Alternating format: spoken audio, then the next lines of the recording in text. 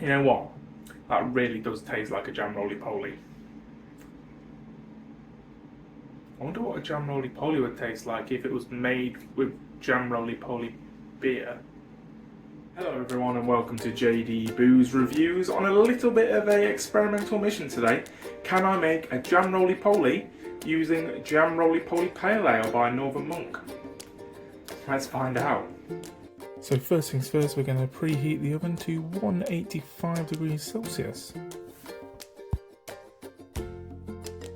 And now I'm just filling a deep dish baking tray with pre-boiled water from the kettle. I then add 250 grams of self-raising flour, 50 grams of salted butter, and a few drops of vanilla extract. I then blitzed that all together in a food processor on pulse until the butter had disappeared. I then add that to a bowl and mix with 50 grams of vegetable suet until it is all mixed together nice and thoroughly.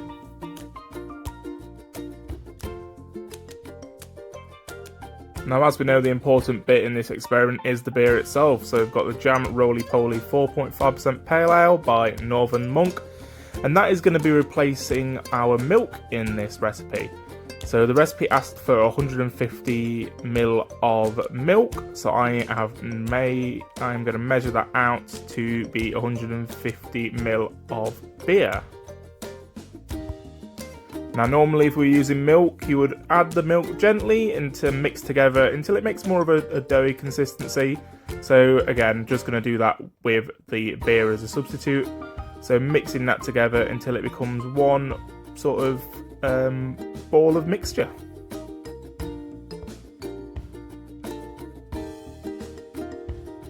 So the next stage is to roll out the dough, but before we do that, we're going to flour our surface with some self-raising flour, otherwise we're going to get a lot of the mixture stuck to the surface, which we don't want.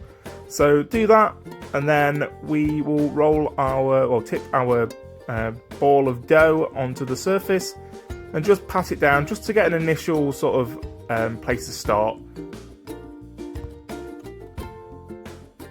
So after this, we're going to get a rolling pin and we're going to roll it out into a 25 by 25 square, and for this I'm just going to cut the edges just to try and get a more accurate square like you can see here. So now we need to add the raspberry jam.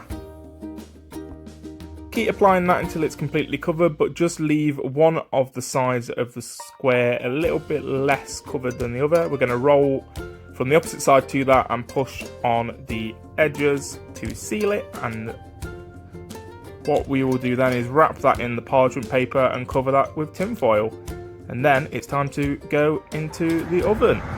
So this is going to sit in the oven for about an hour, and then hopefully it comes out looking very similar to this. Nice. I've just cut a little bit off and I'm just going to apply a little bit of custard to it, because what is a Jam Roly Poly without custard? And it will completely finish off the dessert.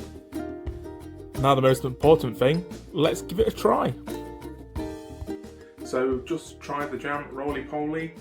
Plate is well and truly empty, no Jam Roly Poly in sight on there. And yeah, tasted really nice. Would I say it was any different to a normal Jam Roly Poly? No.